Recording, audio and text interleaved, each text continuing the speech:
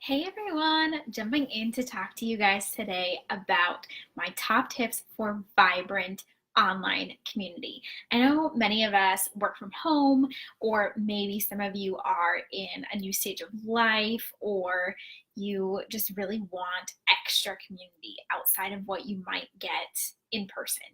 And online community can be fantastic if we know how to use it right. And so, whether you're in Facebook groups that other people run, or if you have a group that you are running yourself, there are some things that you can do to make the group work better for you.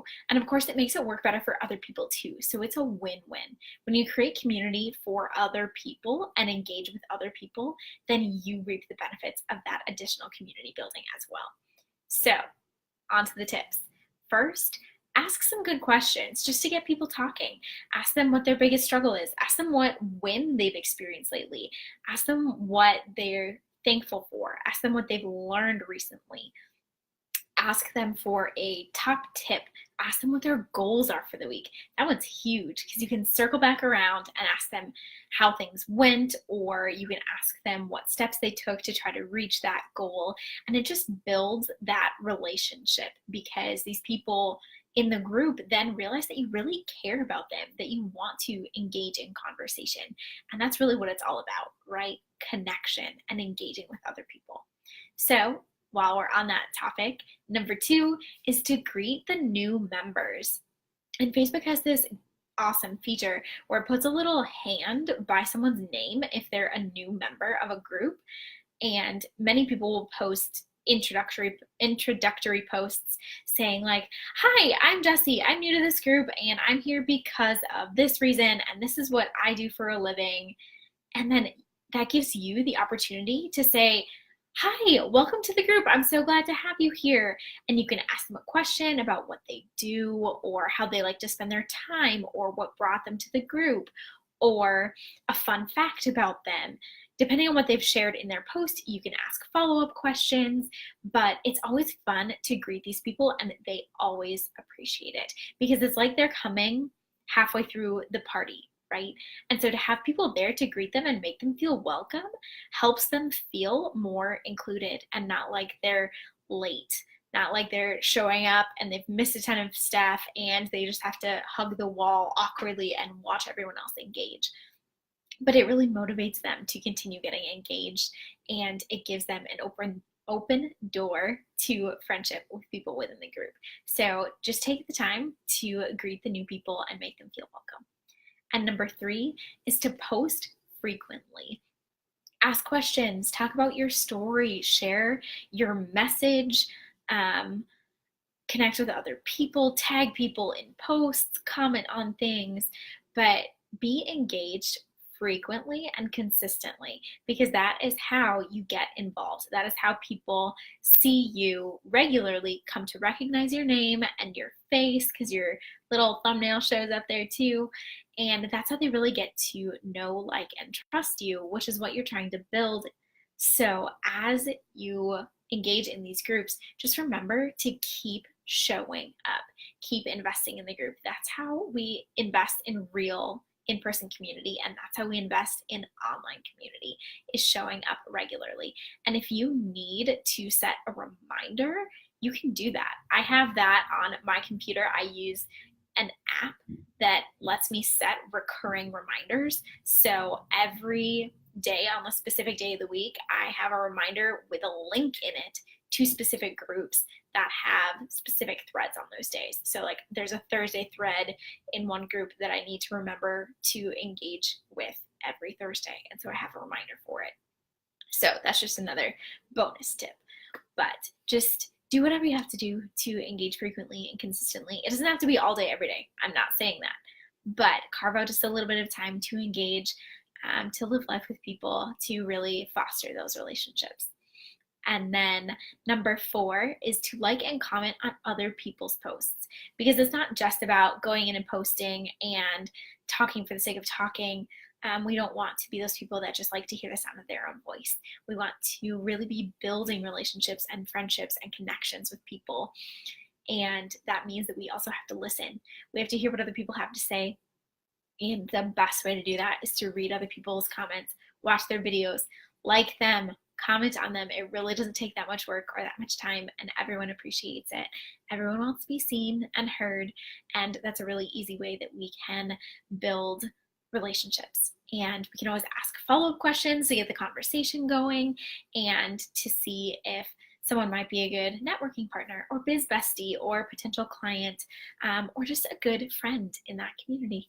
So that's an awesome way to get the conversation going, is to like and comment on other people's content, especially if you can ask a follow-up question, because that will keep the conversation going even more. And then number 5 is to post encouraging things, not just pitches. So it's really easy to show up in groups, especially like entrepreneur groups or niche groups, with offers, with things that are of high value, but things that are definitely geared toward getting clients. And that's not a bad thing, but it's generally not a good thing if we're doing it all the time, if that's the only thing we're doing, because then we come off as being very inauthentic, as caring so much about the sale that we don't care about the people.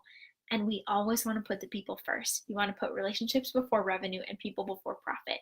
So if we can post things that are just straight up encouragement or free resources, or just like asking a question and offering to support people and just sharing wins and sharing experiences and sharing lessons that we've learned without trying to pitch things to people every time, then we will continue to build that know, like, and trust factor. And we will build that friendship. We will build those relationships.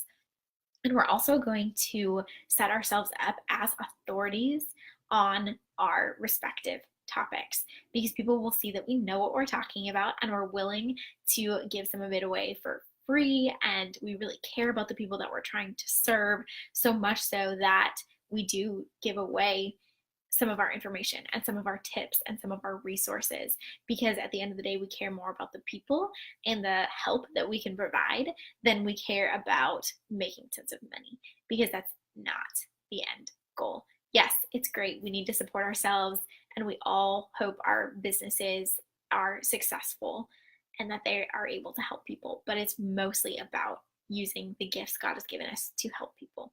So give some encouragement, share some wisdom, share something that just makes you happy, and that will build those relationships. We all like it when people share things that are helpful and joyful.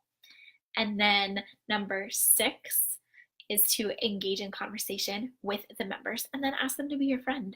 So if you've been having a back and forth conversation with someone, whether it's something that started with a question that you posted just on the main page of the group, or if it was a follow-up question to their new member post, or just something they posted that you commented on.